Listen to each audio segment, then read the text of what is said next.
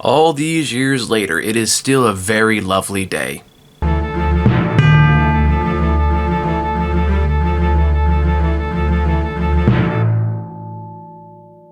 Alright, hey guys, back again with a more recent release for once, holy shit, in the form of Furiosa, which is the prequel to the masterpiece Mad Max Fury Road, which is, of course, stars the titular Furiosa.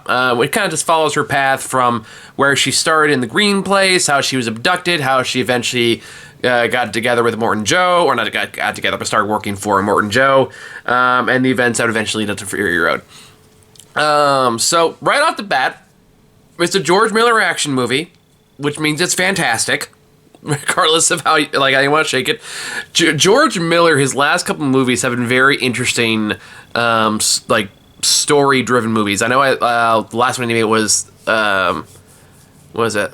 1,000 Years of Longing, or 3,000 Years of Longing, something like that.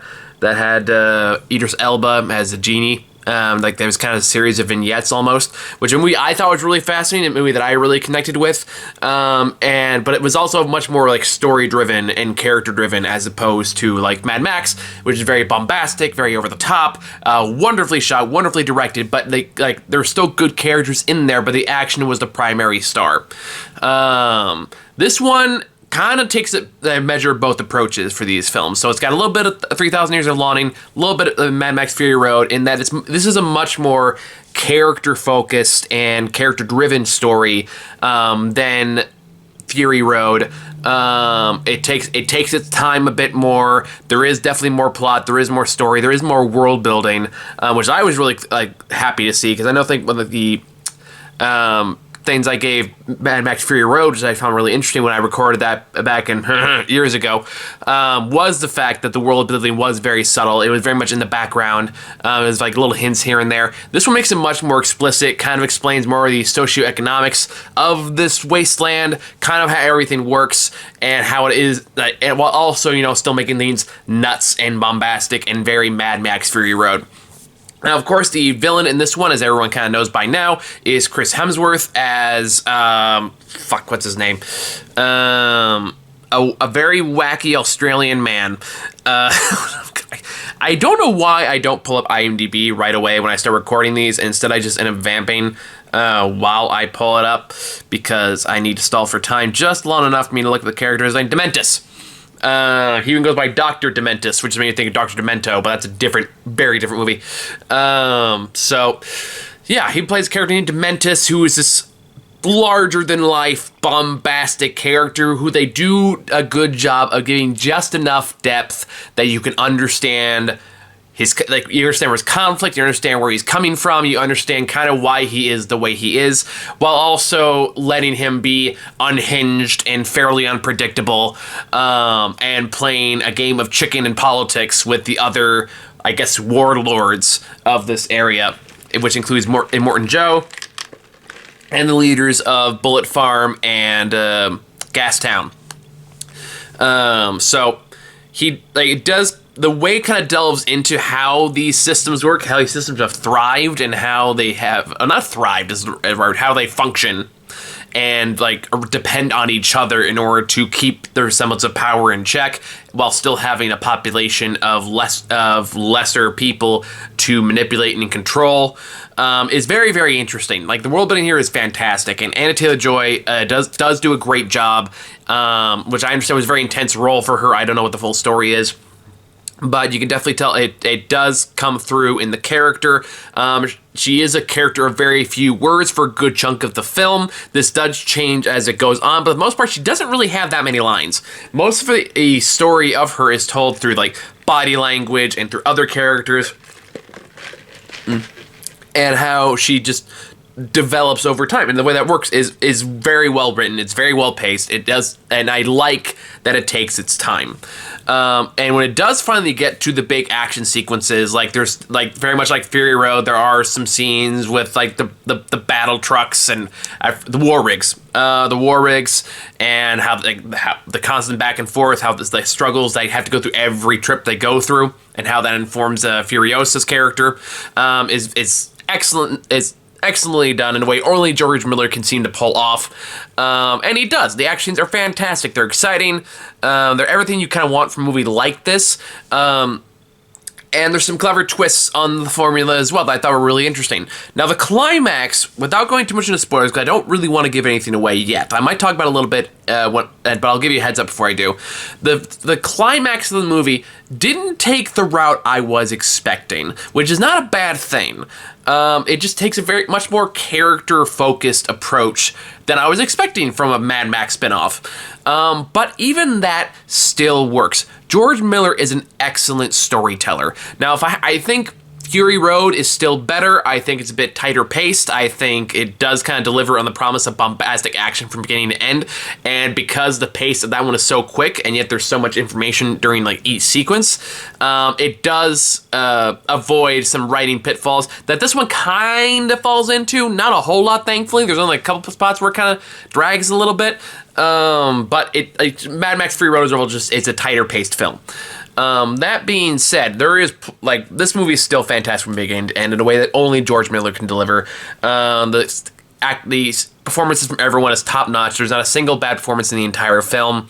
And it does, again, create a world you do want to know more about. And I said the same thing with Fury Road.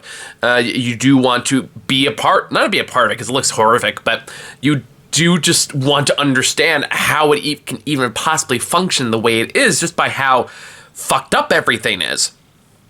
So the way it explores that and the way it creates and builds slow tension for, like, honestly, like a straight hour. It's just a series of escalating tension while also being in this hellish world, and it uses that hellish world to great effect and how it creates that tension. And again, George Miller is a master of tension building with his action movies, and everything he has learned through his very long career really shows in this particular film. Now, I do want to talk about the ending sequence for a little bit, because I do think it's very unique, not necessarily unique, but I'm trying to find a better word than interesting, because I feel like I've said that way too many times. A very clever approach to the finale, and I do want to talk about it a little bit, so I'm going to go to spoilers here for a bit. If you haven't seen it yet, go watch it. Great movie. Highly recommend. Let me get into this. So yeah, the movie doesn't end. It promises kind of like a big action sequence between Furiosa and Dementis. After Dementis basically killed her mom and forced her out of her paradise.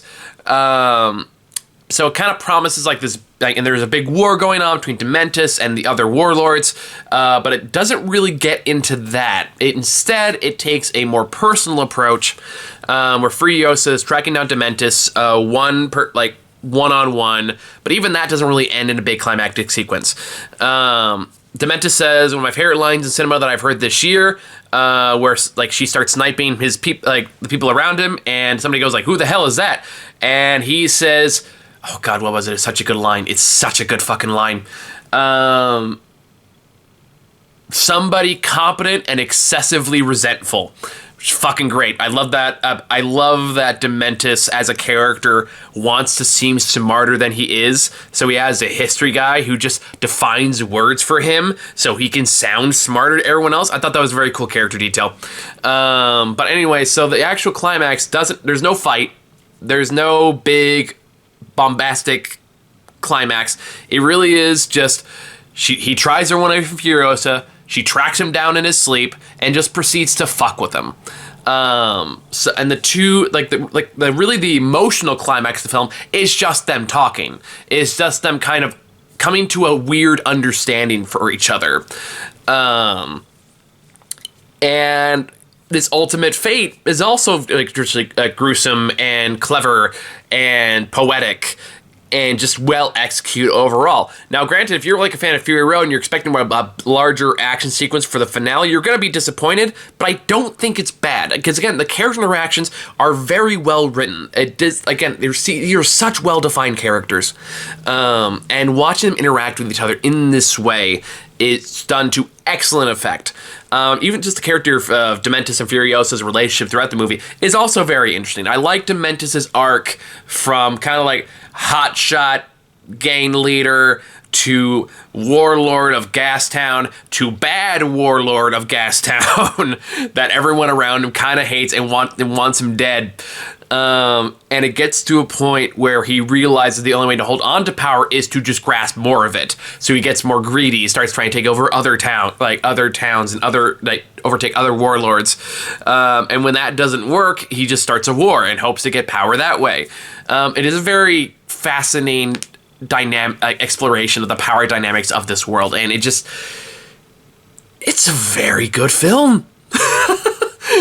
And I like that he kind of gets paternal over Furiosa when he just finds her as a baby or as a child, and how Furiosa is clearly not fucking into it at any point.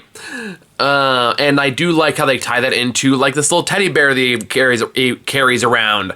How it's like it was his own children's teddy bear, so that's why he's kind of like using Furiosa as a replacement daughter. But again, all Furiosa sees is just his kidnapper and as her kidnapper and her mother's murderer.